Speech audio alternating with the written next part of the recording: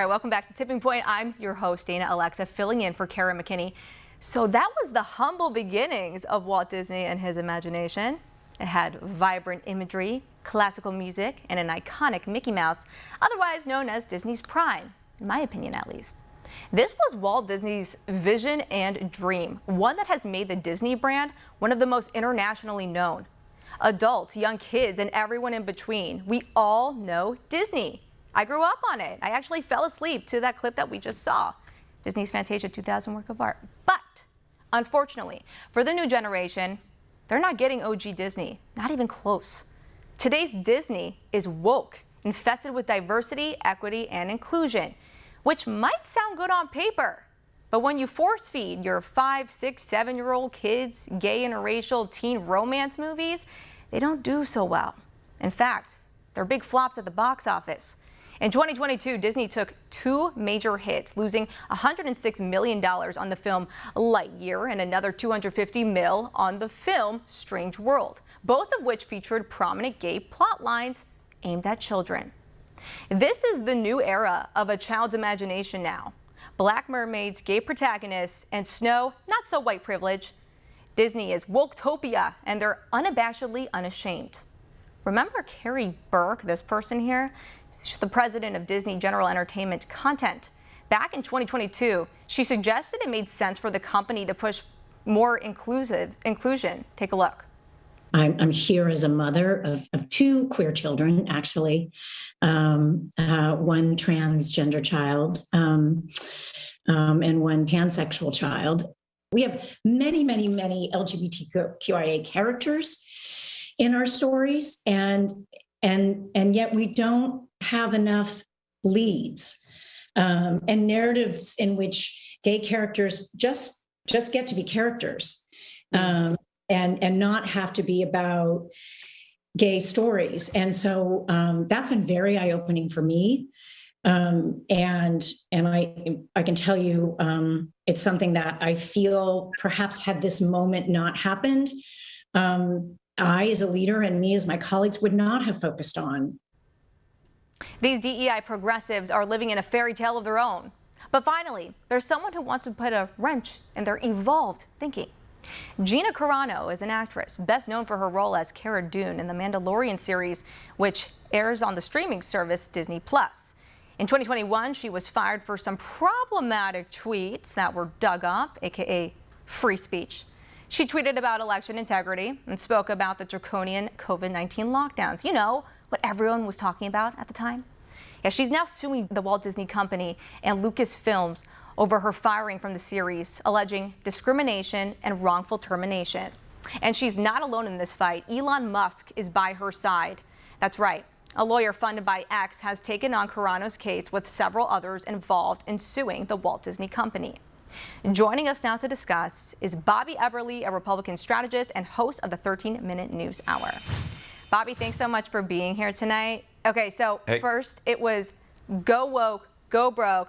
Now it's go woke, go broke, fire the cast for exercising free speech, then get sued by the richest man in the world.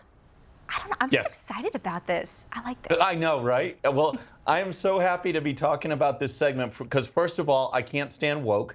I just can't stand it. And I'm a major Star Wars geek. I mean, even if you look at my social media profile, it says Republican strategist, athlete, Jedi Knight. So, yeah, I'm a dork. I really admit that, but I'm still happy you had me on. And I mean, this story is great. Gina Carano, I watched The Mandalorian, and she was one of my favorite characters.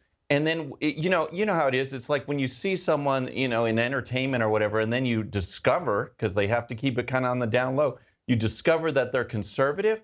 Then it's like, whoa, now I really like this person. Right. And again, when it comes to being a conservative, if you just say common sense things like, hey, maybe we look at the science. Maybe lockdowns aren't constitutional. Maybe we should keep not sexualizing children and say things like that, they come after you. And they came after her in a major way. And it is so cool to see someone with the power and the influence of Elon Musk supporting this lawsuit.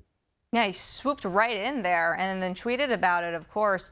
You know, if Carano and Musk are successful at this, do you think this will set off a firestorm of precedent in other industries alike? Other people who have gotten fired for, I don't know, 10, 12, 13-year-old tweets?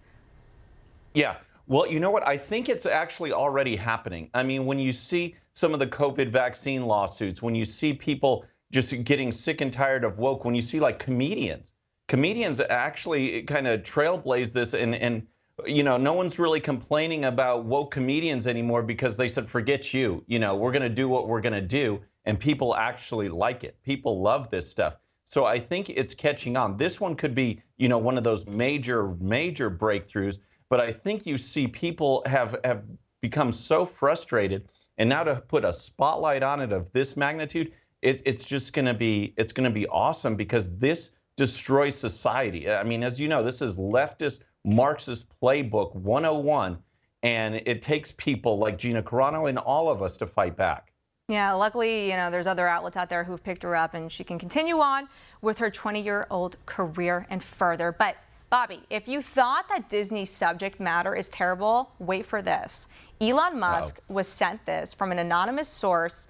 It's called the inclusion standards that Disney has sent to its employees when hiring staff. These are what are called inclusion standards.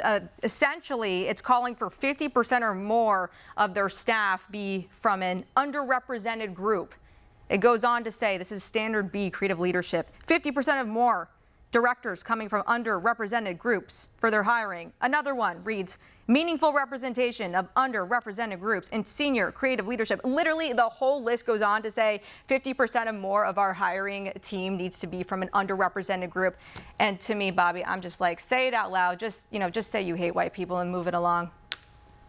Yeah, you know what? That's exactly what I was going to say. Basically, that whole chart is we're anti-white, get on board or get out. And you see this in all these industries now. You know, the FAA, the people that run the air traffic controllers, are putting out job offerings saying, if you have mental instabilities, you know, if you're on the edge, we want you. It's okay, because we've got to hire a certain number with disabilities now. But as soon as you start meeting quotas for certain of these demographic groups, then you're lowering standards. And it's statistics. I mean, you're not looking for the highest quality people. You're looking to check a box.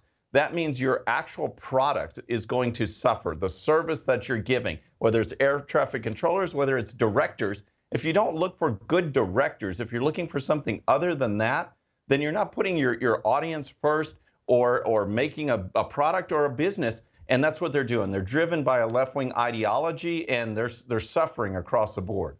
Kind of makes you think, what's the point of higher learning? Why even go to college when it really boils down to the color of your skin? Yeah, exactly. And I think, you know what, we're seeing that. One thing about Gina Carano that I wanted to bring up that really just drives things home.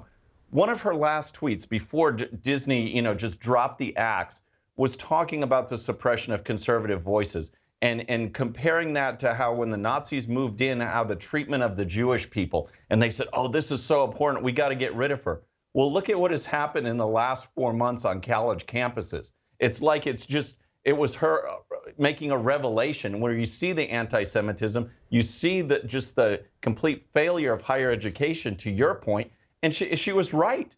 Mm-hmm. And you know, people need to re-examine if they're going to spend hundreds of thousands of dollars simply indoctrinate their children, when there are plenty of careers out there that you don't have to be woke in order to do. No, you do not. We're right out of time, Bobby, but thank you for speaking about the Woketopia, as I like to call it. Thanks, Dana. I loved it. Thank you. See you soon.